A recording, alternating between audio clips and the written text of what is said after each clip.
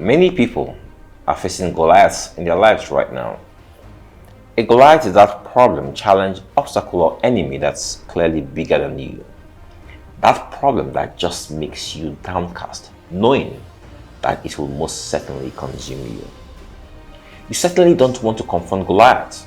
Most people surrender when they are faced with Goliath, or just run away. I have been wondering how those people who are facing Governor Wike in the PDP presidential primaries are feeling right now. When you read the Bible story of David and Goliath, he clearly sounds like Goliath, so most people will shudder at the thought of meeting him in the field. It was no surprise when Peter Obi and Hayatu-Deen pulled out from the race rather than facing in the field, especially after watching the way he taunts his opponents.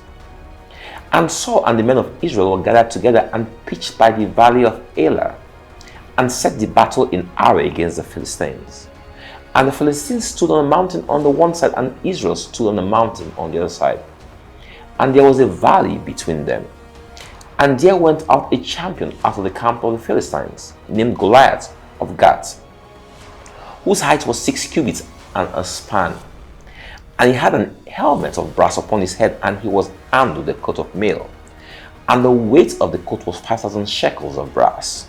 And he stood and cried unto the armies of Israel, and said unto them, Why are ye come out to set your battle in array? Am not I a Philistine, and ye servants to Saul? Choose you a man for you, and let him come down to me.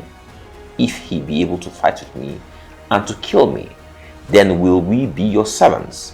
But if I prevail against him and kill him, then shall ye be our servants and serve us. And the Philistines said, I defy the armies of Israel this day. Give me a man that we may fight together. When Saul and all Israel heard those words of the Philistine, they were dismayed and greatly afraid. They were greatly afraid. Why? Because of their perception of him, because of his boasts, because of what they had heard he did to others.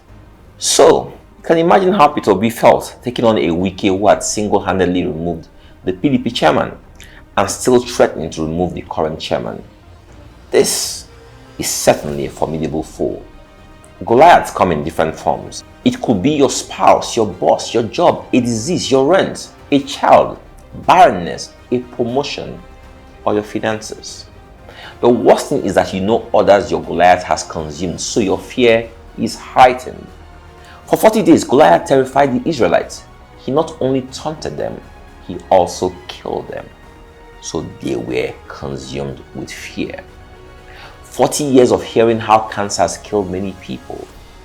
40 days of hearing how nobody can get the US visa. 40 days of hearing how after the age of 40 you can't conceive again.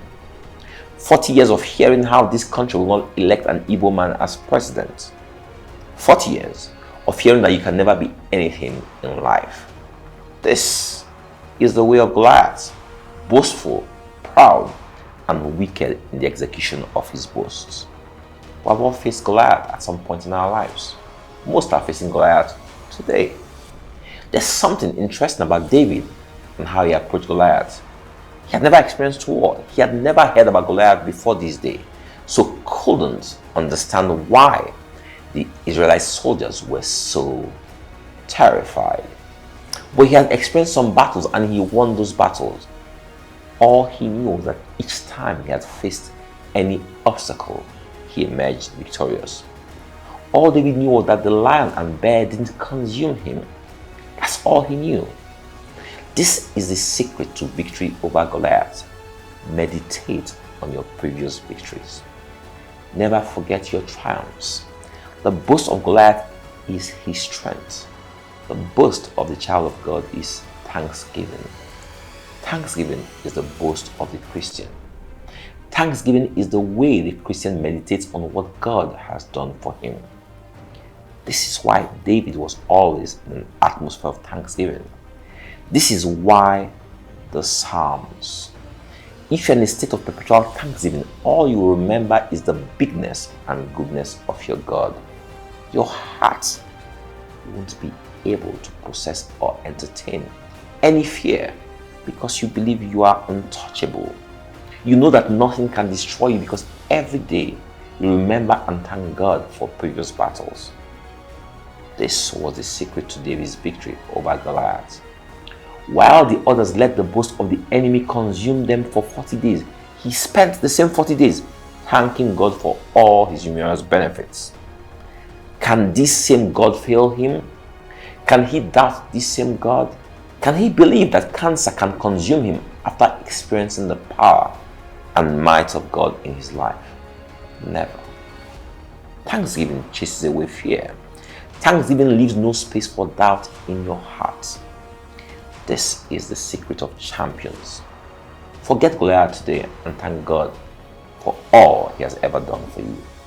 The more you thank God, the more you realize that Goliath is actually a dog. No wonder Goliath asked David, "Am I a dog that thou comest to me with staves?" Start thanking God today. He has done so much. God bless you all.